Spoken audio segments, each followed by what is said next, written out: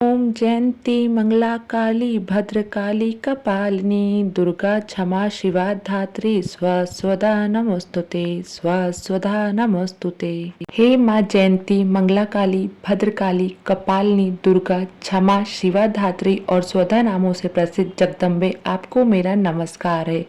जय श्री कृष्ण दोस्तों, हर हर महादेव, जय माता दी। आपके और आपके पूरे परिवार को चैत्र नवरात्रि की बहुत बहुत हार्दिक शुभकामनाएं। माता रानी आपके और आपके पूरे परिवार की रक्षा करे और आपकी सर्व मनोकामना पूर्ण करे।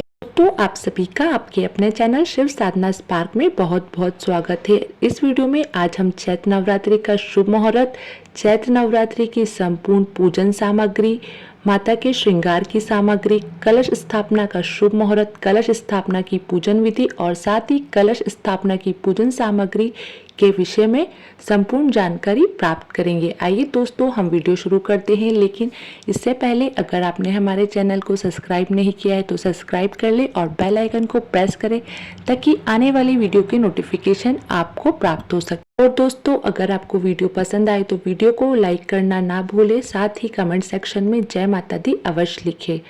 आइए हम वीडियो शुरू करते हैं। इस साल 9 अप्रैल से चैत्र नवरात्रि की शुरुआत हो रही है। नवरात्रि के 9 दिनों में घट स्थापना से लेकर हवन तक पूजन सामग्री कुछ चीजें शामिल करना बेहद जरूरी होता है। इस साल 9 अप्रैल से ही बेहद शुभ संयोग में चैत्र नवरात्रि की शुरुआत है और इसका समापन 17 अप्रैल को होगा। हर साल चैत्र माह शुक्ल पक्ष की प्रतिपदा तिथि से चैत्र नवरात्रि का आरंभ होता है। नवरात्रि के 9 दिनों में माँ दुर्गा के माँ शैलपुत्री, माँ ब्रह्मचारिणी, माँ चंद्रघंटा, माँ कुष्मांडा, माँ स्कंद माता, माँ कत्यानी, माँ कालरात्रि, माँ महागौरी और देवी सिद्धिदात्री समेत 9 स्वरूपों की पूजा आराधना का बड़ा महत्व है। नवरात्रि के पहले दिन कलश स्थापना की जाती है और इसके बाद माँ शैलपुत्री की पूजा आराधना की जाती है। नवरात्रि में माँ दुर्गा का आशीर्वाद पाने के लिए शुभ मुहूर्त में कलश स्थापना विधि विधान से पूजन के साथ पूजा में कुछ विशेष चीजों को जरूर शामिल करना चाहिए। आइए जानते हैं। चैत्र नवरात्रि का शुभ मुहूर्त।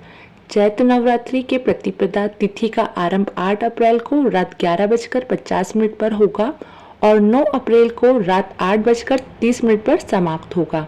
इसलिए उदय तिथि के अनुसार नवरात्रि के पहले दिन यानी 9 अप्रैल को कलश स्थापना की जाएगी।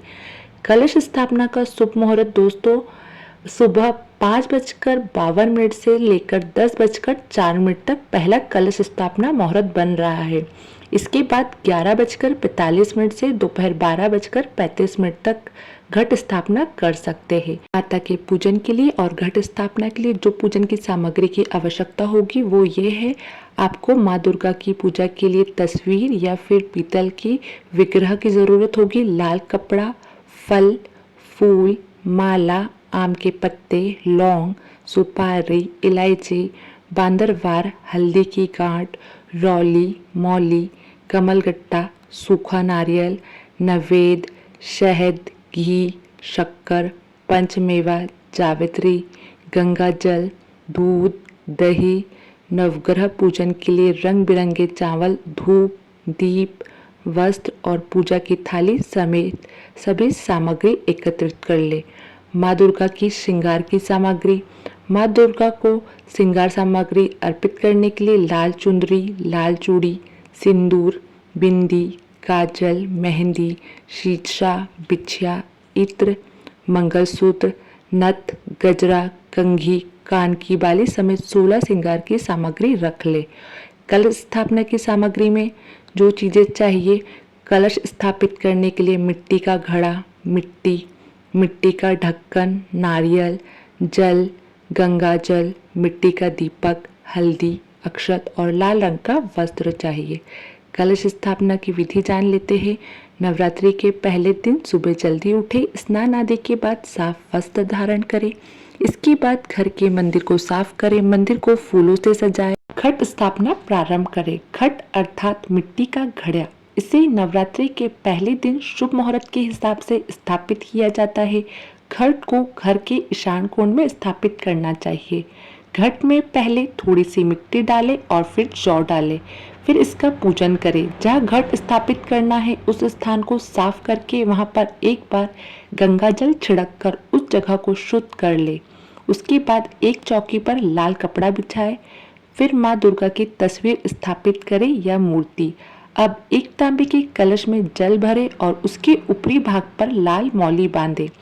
उस कलश में सिक्का, अक्षत, सुपारी, लौंग का जोड़ा, दुर्वा, घास डाले। अब कलश के ऊपर आम के पत्ते रखे। उस नारियल को लाल कपड़े में लपेट कर रखे। इसके साथ ही कलश पर स्वास्तिक भी बनाए। फिर एक मिट्टी के बर्तन में मिट्टी और जौ मिलाए, इसमें थोड़ा पानी छिड़के और इसे भी स्थापित कर दे। कलश के आसपास फल, मिठाई और प्रसाद रख दे। फिर कलश स्थापना पूरी करने के बाद माँ की पूजा करें। अब मंदिर में माँ दुर्गा की प्रतिमा रखें। सभी देवताओं के साथ आवाहन करें। सबसे पहले गणेश जी की पूजा करें, उसके बाद माता जी की पूजा करें। पूजा में ताजा पानी और दूध से माता जी को स्नान कराएं। फिर कुमकुम, चंदन, अक्षत, फूल और अन्य सुगंधित चीजों से पूजा करें और मिठाई का भोग लगाकर आरती करें। नवरात्रि के पहले ही दिन घी या तेल का दीपक लगाएं। ध्यान रखें दीपक 9 दिनों तक बुझ ना पाए। व्रत उपवास में माता जी की पूजा करने के बाद ही फलहार करें, यानी सुबह माता जी की पूजा के बाद दूध और कोई फल ले सकते हैं। नमक नहीं खाना चाहिए। उसके बाद दिन भर मन ही मन माता जी का ध्यान करते रहें और फिर शाम को माता जी की पूजा और आरती करें। इसके बाद आप एक बार और फलहार कर सकते हैं। अगर ना कर सके तो शाम की पूजा के बाद एक बार भोजन कर सकते हैं। माता जी की पूजा के बाद रोज एक कन्या की पूजा करें और भोजन करवाकर उसे दक्षिणा दे। नवरात्रि के दौरान तामसिक भोजन नहीं करें, यानी इन 9 दिनों में लहसुन, प्याज, मांसाहार, ठंडा और झूठा भोजन नहीं करना चाहिए। इन दिनों में शौरक्रम ना करें, यानी बाल और नाखून ना कटवाए और शेव भी ना बनवाए। इसी के साथ ही तेल मालिश भी ना करें। नवरात्रि के दौरान दिन में नहीं सोए। नवरात्रि में सूर्योदय से पहले उठे और नहा ले। शांत रहने की कोशिश करें, झूठ ना बोले और गुस्से करने से बचे। इसके साथ ही मन में किसी के लिए गलत भावना ना आने दे।